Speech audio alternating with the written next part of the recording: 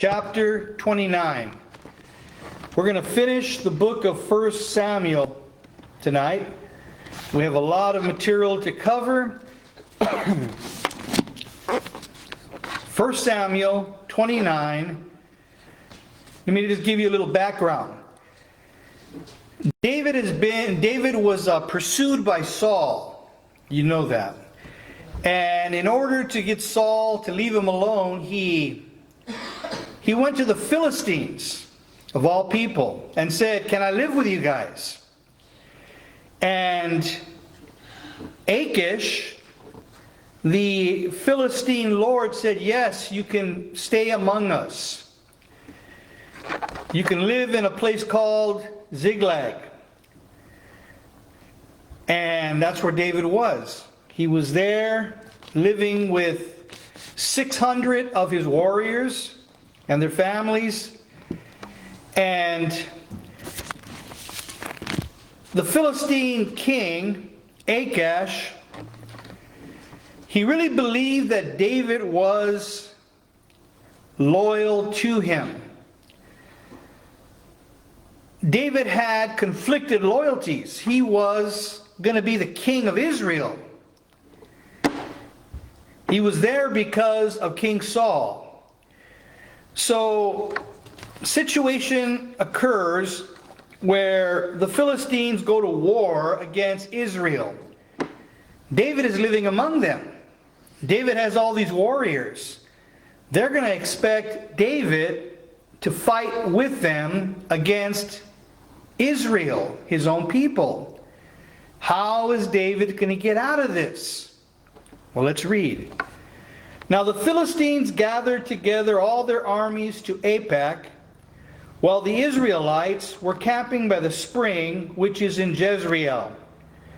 And the lords of the Philistines were proceeding on by hundreds and by thousands. It's a lot of troops. And David and his men were proceeding on in the rear with Achish. Then the commanders of the Philistines said, "What are these Hebrews doing here?" And Achish said to the commanders of the Philistines, "Is this not David, the servant of Saul, the king of Israel, who has been with me these days, or rather these years? And I have found no fault in him, from the day he deserted to me to this day." But the commanders of the Philistines were angry with him. And the commanders of the Philistines said to him, "Make this man go back, that he may return to his place where you have assigned him. And do not let him go down to battle with us. Or in the battle he may become an adversary to us. For with what could this man make himself acceptable to his Lord? Would it not be with the heads of these men? Is this not David, of whom they sing in the dances, saying, 'Saul has slain his thousands, and David his 10,000s?' Then Achish called David and said to him, 'As the Lord lives, you have been upright, and your going out and your coming in with me in the army are pleasing in my sight. For I have not found evil in you from the day of your coming to me to this day. Nevertheless, you are not pleasing in the sight of the Lord's. Now therefore return and go in peace, that you may not displease the lords of the Philistines.' And David said to Achish, 'But what have I done? What have I done? What have I done, and what have you found in your servant from the day that I came before you to this day, that I may not go and fight against the enemies of my lord the king?' And Achish replied to David, 'I know that you are pleasing in my sight, like an angel of God. Nevertheless, the commanders of the Philistines have said, he must not go with us to battle. Now then, arise early in the morning with the servants of your Lord who have come with you, and as soon as you have arisen early in the morning and and have light, depart. So David arose early, he and his men, to depart in the morning, to return to the land of the Philistines. And the Philistines went up to Jezreel. Now, David is probably going, wow, that was a close one. How would it have been if David was enabled to stay with the Philistine armies, fighting against Israel, his own people? That would have been really awkward. That would have been... How could he get out of this? Well, in the providence of God, God got him out of this predicament. The lords of the Philistines, not Achash, the other one, said, we don't trust him. He's an Israelite. We can't have him fighting against his own people. He's going to turn against us in battle. So Achash said, go back home. You can't fight with us. God protected David. God providentially used the distrust of the other generals of the Philistine armies to say, we don't want him fighting with us. He has conflicted loyalties. And David is released from having to fight his own people. So God is able to use even the suspicion of Philistine generals to get David out of a tight spot. Now, chapter 30. Chapter 30. Chapter 30 reminds me of an old Western where the settlers are attacked by the Indians, and the Indians take captives. And the settlers go after them to liberate the captives. It's an exciting chapter. Chapter 30. Then it happened when David and his men came to Ziklag on the third day. They came back, they left the battle, they came back home. That the Amalekites had made a raid on the Negev and on Ziklag, and had overthrown Ziklag and burned it with fire. That was David's city. And they took captive the women and all who were in it, both small and great, without killing anyone, and carried them off and went their way. So while David and all the fighting men were with the Philistines, they left Ziklag undefended. The Amalekites, this people of the Negev, came and they took everybody. All the livestock, all the women, all the children, and they took them away to who knows where. David and his men come back and they find Ziklag burned to the ground and everybody gone. When David and his men came to the city, verse 3, behold, it was burned with fire, and their wives and their sons and their daughters had been taken captive. Kind of like what happened recently in Israel with the 220 captives. Where are they? Nobody knows. They're in tunnels somewhere. Same thing happened here. Then David and the people who were with him, all his men, about 600 of them, lifted up their voices and wept until there was no strength in them to weep. So much grief. They were weeping until they couldn't weep anymore. Unceasing grief at what happened. Their loved ones were all gone. And who knows where they went. Now David's 2 wives had been taken captive, Ahinoam the Jezreelitess, and Abigail, the widow of Nabal the Carmelite. David's wives, they were taken as well, his children. Moreover, David was greatly distressed, because the people spoke of stoning him. This is the first time we hear about David's men turning against him. They had always been completely faithful to him, loyal. They followed him wherever he went. They never complained. They loved him. And now, in their grief, they're talking about stoning him. Why are they so angry with him? Well, I can imagine them saying, had we not been with the Philistines, playing this game with the Philistines, acting like we were going to go to battle with them, we would not have left Ziklag undefended, and our wives and kids would still be with us. It's your fault. They talked about stoning him. That's what a lot of people are doing in Israel today with Netanyahu. A lot of people are real angry with him.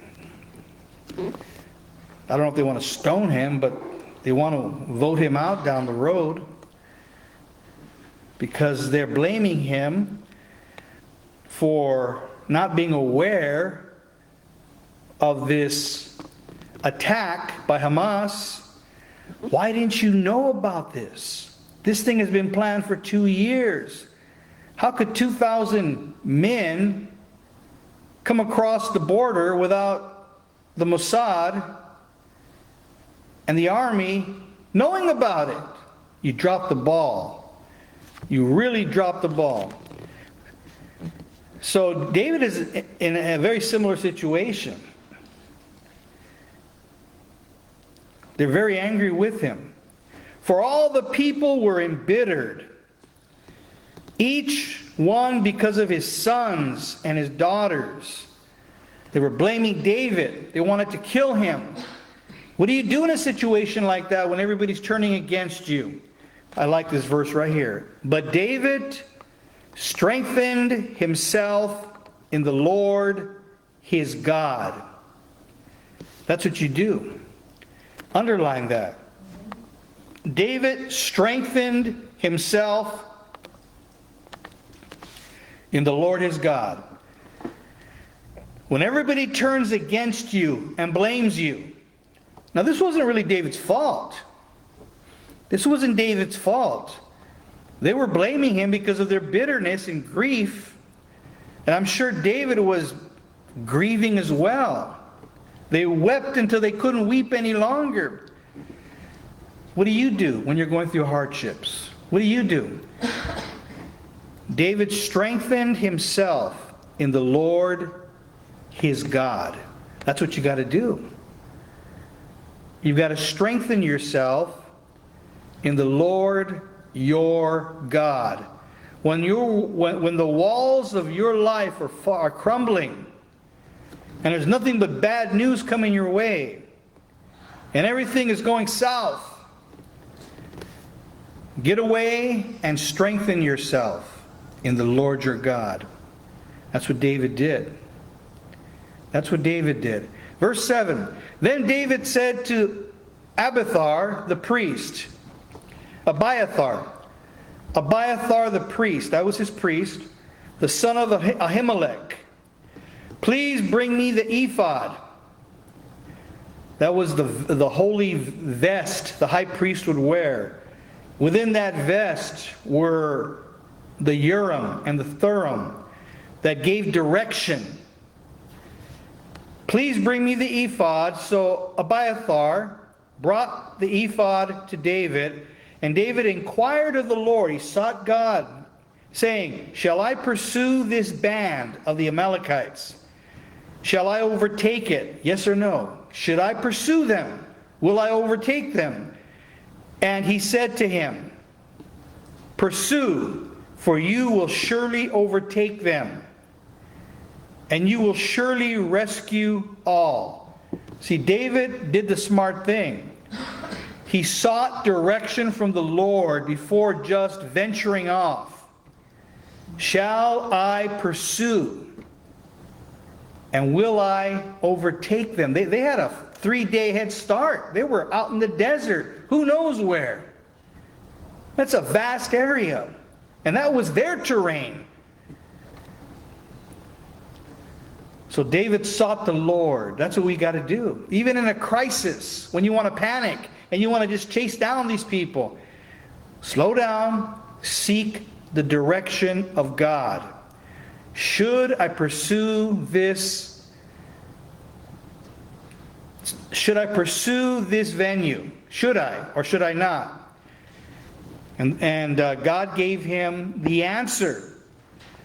Yes, pursue them and you will overtake them. And you're going to rescue everybody. That must have been a load off David. So David went, he and the 600 men who were with him. They headed off, maybe following the trail, following the tracks, because these Amalekites were on camels. They weren't on foot. Most of them were on camels.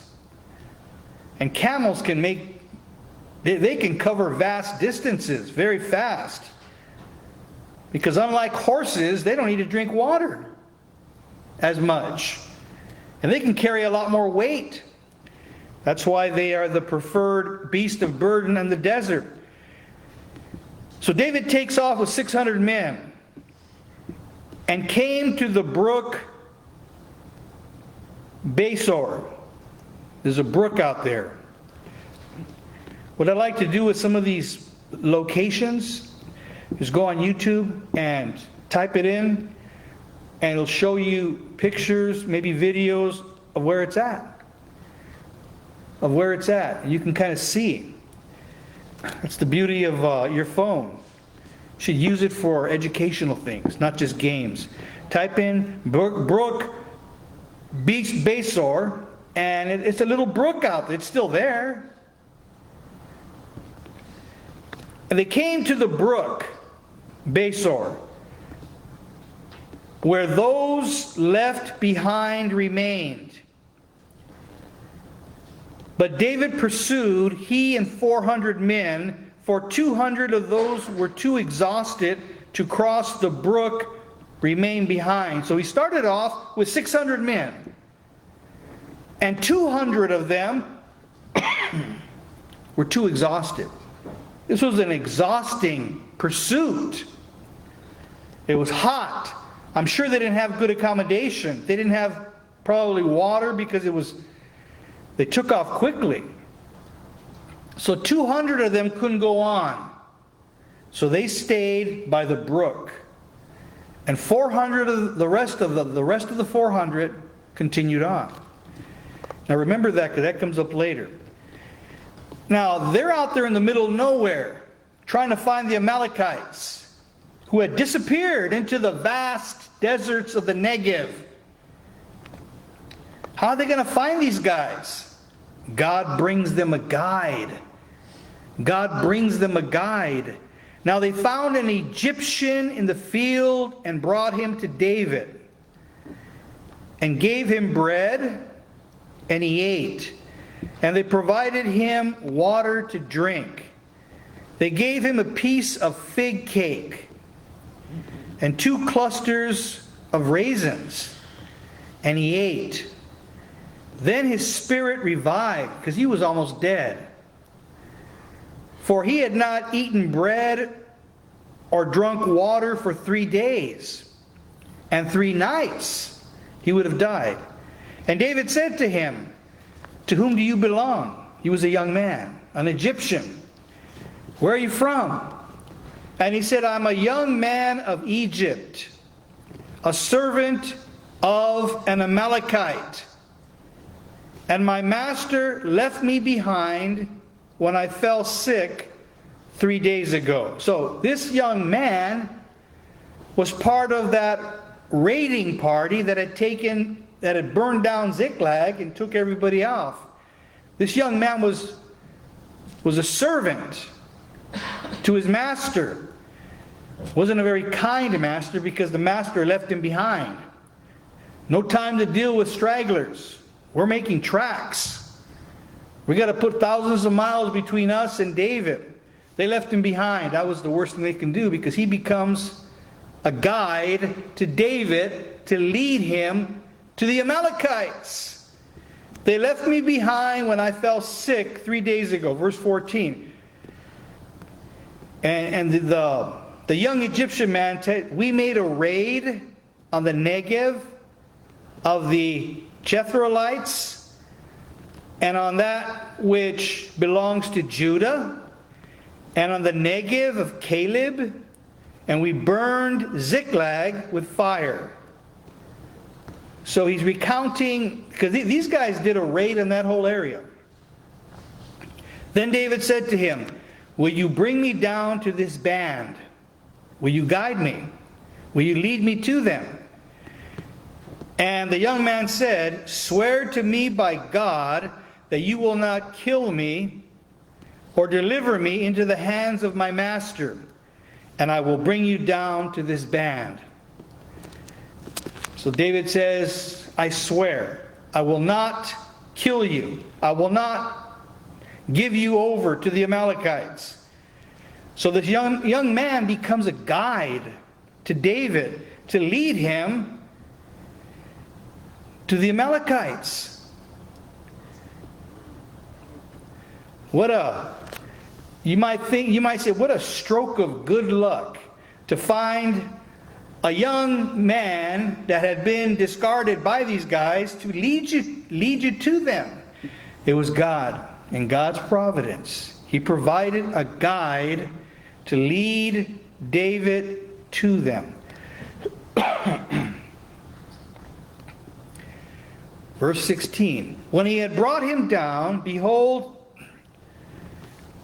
the Amalekites were spread over all the land, eating and drinking and dancing, because of all the great spoil that they had taken from the land of the Philistines and from the land of Judah. They were having a big party in the desert. They were having a big rave in the desert. They were dancing, drinking, eating, celebrating. It had been a great raid. They got a whole city of people. All these women and all these children and all these sheep and goats. It had been quite a successful raid. And they're out there spread out over the land, eating, drinking, and dancing because of the great spoil. And David sneaks up on them because of the Egyptian youth. Verse 17, David slaughtered them. He slaughtered them. From the twilight until the evening of the next day. That was at least a 24-hour period where David is slaughtering and killing all these men. Good thing CNN wasn't around back in those days, because it would have been bad PR. It would have been too brutal. It's hard to conduct war nowadays, because you can't conduct war. It's always war on two fronts. You've got the military aspect, then you've got public opinion. So David slaughters them. Now the Amalekites. Now, you remember the Amalekites. King Saul was told in chapter 15 to kill them all. Samuel told Saul, well, God told Samuel told Saul, I want you to go and slaughter the Amalekites. They are eternal enemies of my people. Slaughter them. All of them. Saul did not do it. He let them live. And because of that, now David has to deal with these guys. David has to deal with them because Saul didn't. These were eternal enemies of the Jews from the time of the Exodus of Moses. They were trying to exterminate the Jews as they were wandering in the desert going into the promised land. That's why Saul was told to slaughter them. He didn't do it. So the ball gets kicked down the road, and now David has to do it. Had Saul done it, David would not have had to do it. So sometimes you got to just deal with your enemies. If you don't deal with them thoroughly, they're just going to come back up. And you'll have to deal with them again in 10 years. So, let's see. David slaughtered them from twilight till evening of the next day, and not a man of them escaped, except, there's always the escapers, except 400 young men who rode on camels and fled. So these guys are going to live on, because later on in the Old Testament you deal with them again.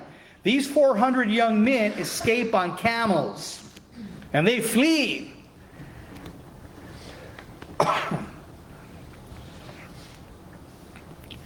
So David recovered all that the Amalekites had taken and rescued his wives, but nothing of theirs was missing. They got it all back, whether small or great, sons or daughters, spoil or anything that they had taken for themselves. David brought it all back. So David had captured all the sheep and cattle which the people drove ahead of the other livestock. And they said, this is David's spoil. David got it all back, all his people, and all his livestock, and their livestock. He recovered it all. Now, look at his wisdom. Verse 21. When David came to the 200 men, remember those guys? They were too exhausted. They crashed out there by the brook while the 400 went ahead. These 200 guys, 200 of them were just too exhausted to go on. They're just, I'm sure they're recovered by now. So the 400 that did the fighting, they're making their way back, and they're going to pick up these 200 guys. Then David came to the 200 men who were too exhausted to follow David, who had also been left at the brook Besor. And they went out to meet David and to meet the people who were with him, the 400. And David approached the people and greeted them. Then all the wicked and worthless men among those who went with David said, later with these 200 guys, they didn't come with us. They're not going to get any of the spoil. Don't give them a thing. Because they did not go with us, we will not give them any of the spoil. Because the spoil was divided up.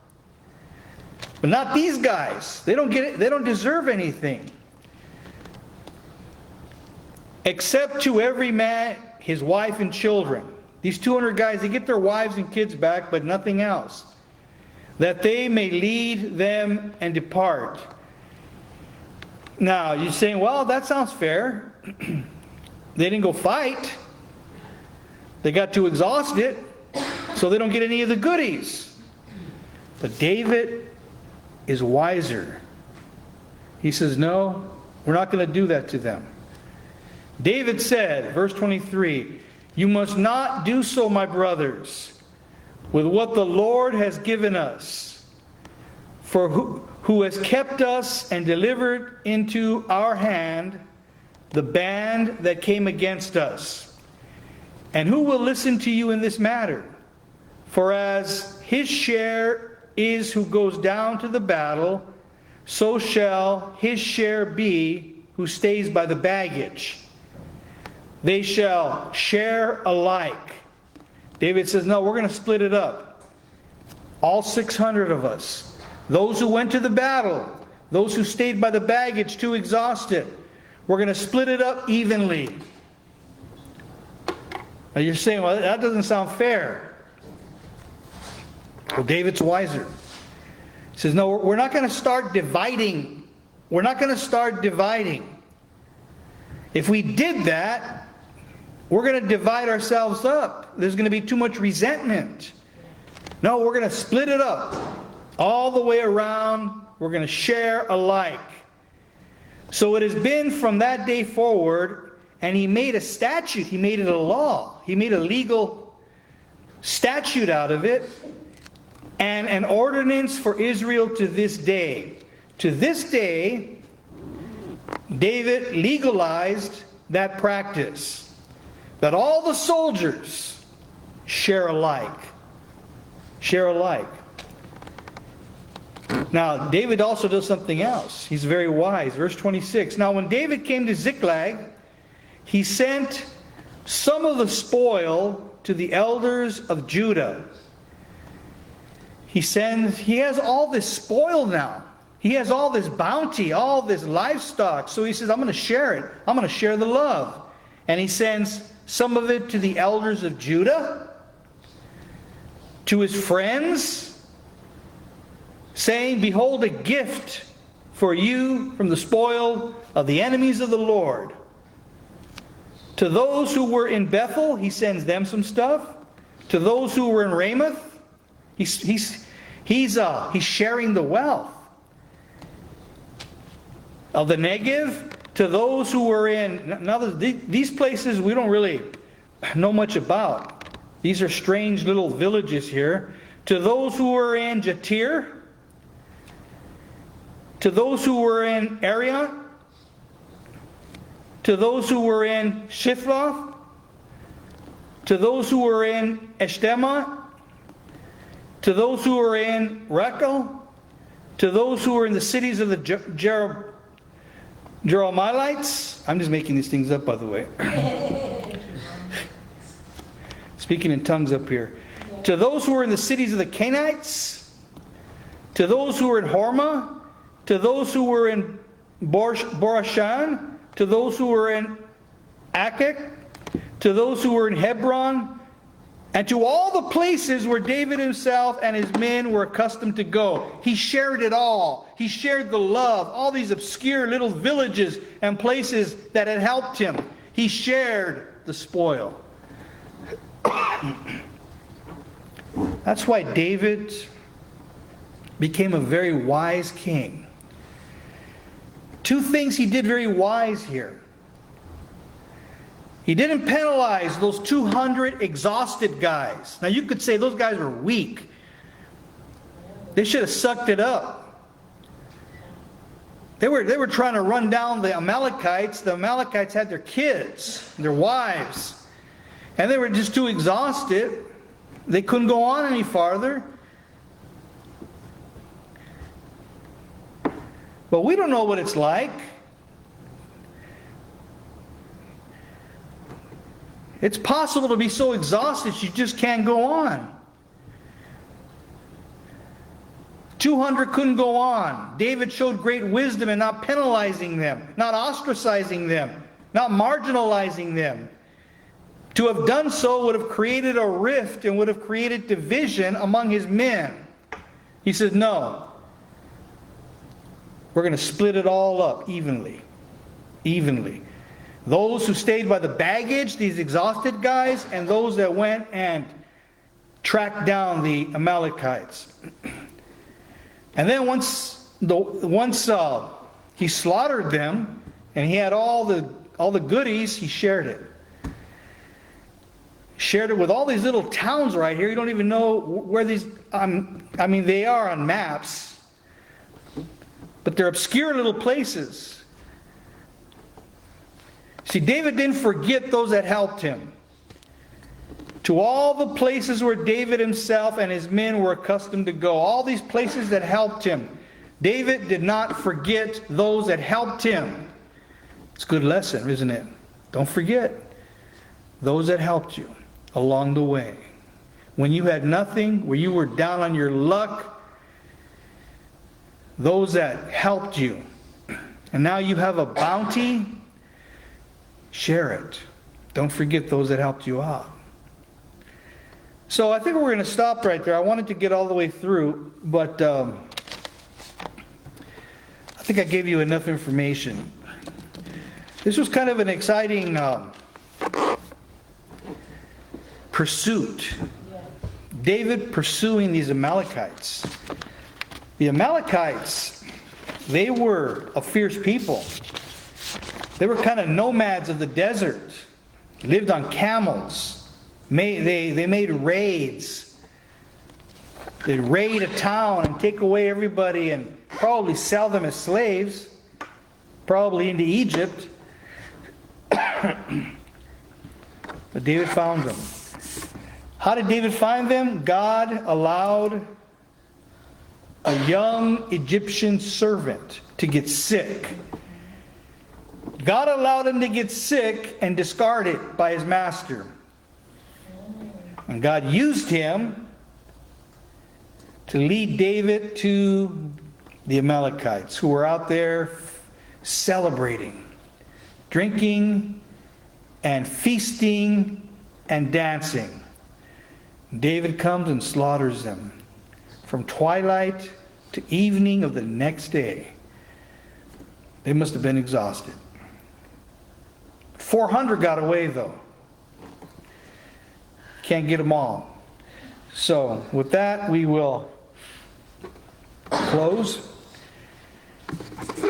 And who's going to help us take an offering tonight? Kenny, do you want to help us? I'm going to deputize Kenny. Okay. There you go, Kenny. John Serrano is still a little bit ill. He will be here Sunday.